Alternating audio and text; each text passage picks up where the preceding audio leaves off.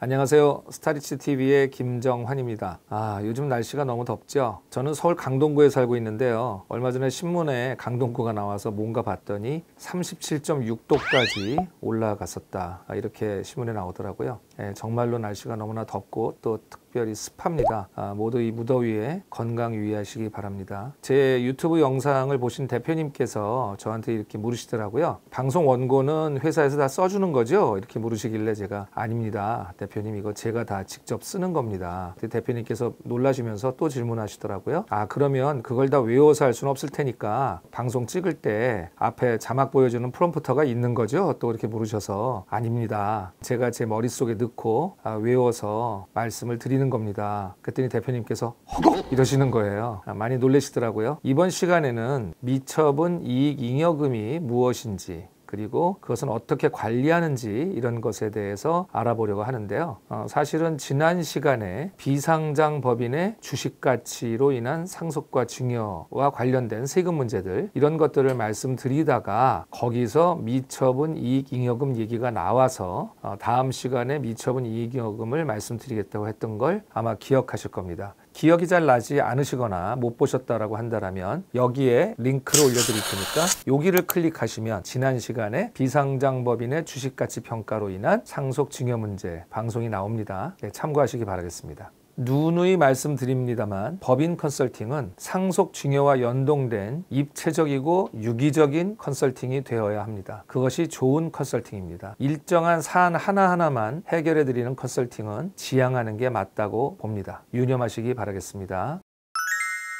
미처분 이익잉여금이라는 것은 뭘까요? 그 개념에 대해서 먼저 한번 알아보겠습니다. 요즘 같은 정보의 홍수의 시대에는 인터넷만 들어가도 그러한 것들을 쉽게 아실 수가 있습니다. 그래서 제가 인터넷에 들어가서 유명한 모 백과사전을 열어봤습니다. 그랬더니 거기에 어떻게 개념 정리가 되어 있냐 하면 미처분 이익잉여금이란 기업이 영업활동을 한 결과 얻게 된 순이익금 중에서 임원의 상여금이나 주식배당 등의 형태로 처분되지 않은 부분 따라서 이것은 사용도가 정해져 있지 않은 이익잉여금으로 프리 서플러스라고 한다. 프리 서플러스라고 하는 것은 우리가 해석을 하면 자유로운 잉여금이다. 그러니까 즉 사용 용도가 자유로운 잉여금이다라는 뜻이 되겠습니다. 이 유명한 백과사전에 나와 있는 미처분 이익잉여금에 대한 개념에서 저는 오류를 발견할 수가 있어서 참 놀랐습니다. 기업이 영업활동을 하고 나서 순이익금이 남았는데 여기서 임원상여금 또는 배당금으로 활용하지 않고 남아있는 금액을 얘기한다라고 쓰여 있는 부분입니다. 임원 상여금을 여기서 사용한다는 것 자체가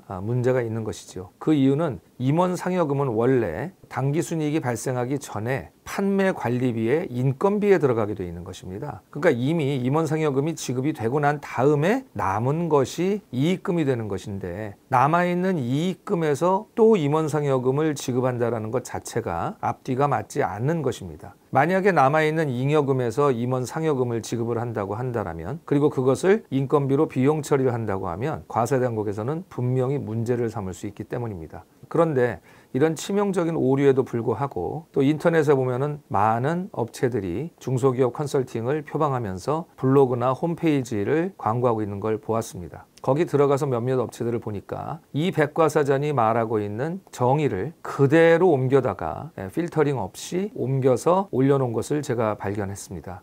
모르시는 분들은 그냥 보시고서 잉여금이 이런 거구나 라고 생각을 하셨을 텐데 오늘 제 이 동영상을 보시면서 그것이 개념에 오류가 있구나 라는 거를 발견하셨으니까 자다가도 떡이 생기신 거죠. 그쵸?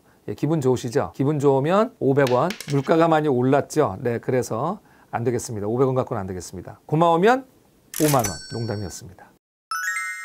대표님들을 만나서 상담을 하다 보면 그 회사의 정관을 제가 검토해 드리게 됩니다. 정관에 보면은 이익금의 처분 규정이라는 항목이 있습니다. 남은 이익금, 즉 잉여금을 어떻게 처분할 것인지 용도가 나와 있는데 거기에 임원 상여금 약관이라고 쓰여 있는 업체들이 아직도 많습니다.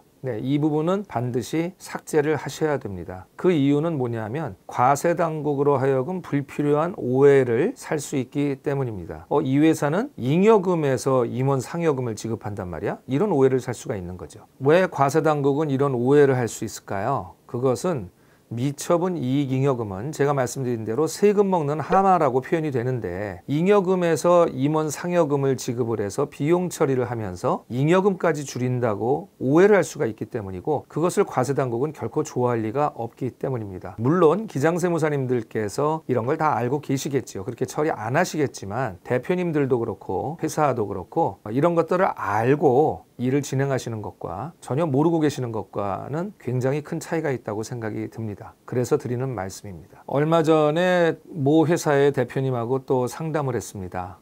그 회사는 미처분 이익여금이 50억 정도가 쌓여 있었고 법인을 설립한 지는 20년이 넘은 회사였습니다. 그래서 제가 대표님한테 잉여금이 많으시네요. 어떻게 이거 배당 같은 거는 안 하셨나 봐요. 이렇게 여쭤봤습니다. 그랬더니 대표님께서 정색을 하시면서 무슨 놈의 중소기업이 배당을 합니까? 회사가 항상 위기고 먹고 살기도 힘든데 어떻게 배당을 하란 말입니까? 그러면서 약간 볼멘 소리를 저한테 하셨습니다. 근데 이 미처분 이익여금은 배당을 해야 되는데 배당을 하지 않고 계속 이월을 시키다 보니까 이것이 계속 쌓여서 주가에 영향을 미치고 그렇게 돼서 상속 증여에 과표가 돼서 세금 부담으로 우리에게 다시 돌아오는 것입니다. 그랬더니 또 대표님께서 하시는 말씀이 한술 더 떠서 이런 말씀을 하십니다. 근데 잉여금은 이제 걱정 안 해도 돼요. 그래서 왜요, 대표님? 그랬더니 하시는 말씀이 우리가 조만간에 공장을 하나 살 거거든. 그 공장을 사서 돈이 한 30억 정도 공장 사는데 대금이 들어가는데 그러면은 잉여금이 확 줄어들 거야. 이렇게 말씀을 하시는 것입니다. 저는 정말 깜짝 놀랐습니다.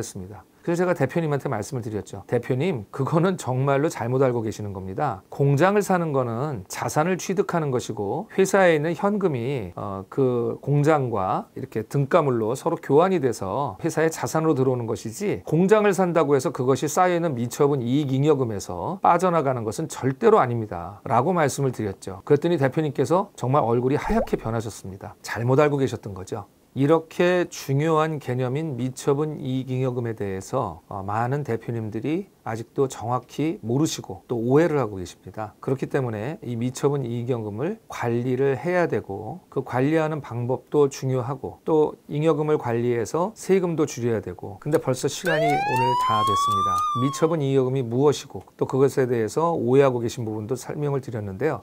다음 시간에는 미처분 이익잉여금을 그럼 어떻게 관리할 것인지 이것에 대해서 알아보도록 하겠습니다. 구독과 좋아요는 기본이죠. 이 아래 더보기로 들어가시면 저한테 직접 상담을 요청하실 수 있는 링크가 있습니다. 거기에 신청을 해주시면 제가 직접 찾아뵙고 정확하게 상담해 드리도록 하겠습니다. 그럼 다음 이 시간에도 미처분 이익잉여금 이야기는 계속됩니다. To be continued. I'll be